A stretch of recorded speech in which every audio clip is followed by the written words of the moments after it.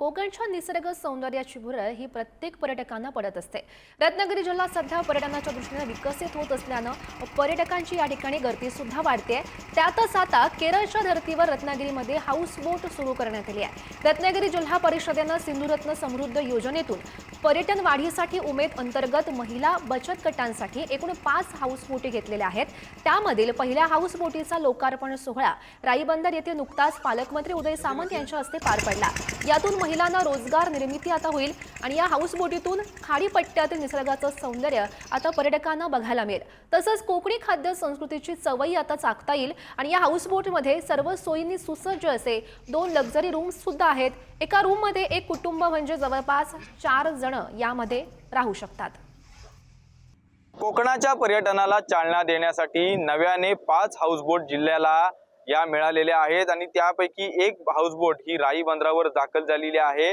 कोकणच्या पर्यटनाच्या दृष्टिकोनातून पाहिलं तर कोकणचं पर्यटन हे विविध पर्यटकांना देशातल्या कानाकोपऱ्यातील पर्यटकांना हे भुरळ घालत असतं आणि आपण सध्या याच हाऊसबोटीवर आहोत। उमेद प्रकल्पाअंतर्गत महिला बचत गटाच्या माध्यमातून ही हाऊसबोट रत्नागिरी लगतच्या खाड्यांमध्ये सैर करणार आहे। सध्या या लक्झरियस रूम मध्ये आहोत आणि येथे पर्यटकांना राहण्याची देखील सोय केलेली आहे आणि येथूनच पर्यटक आता कोकणचं सर्व निसर्ग सौंदर्य निहाळणार आहेत। अतिशय लक्झरियस अशा पद्धतीचा हा रूम आहे आणि याच संदर्भात बोलण्यासाठी आपल्या सोबत येथे शासकीय अधिकारी आहेत। आपण त्यांच्याकडून विचारून घेऊया तर कशा पद्धतीचे एकंदरीतच हे नियोजन असणार आहेत।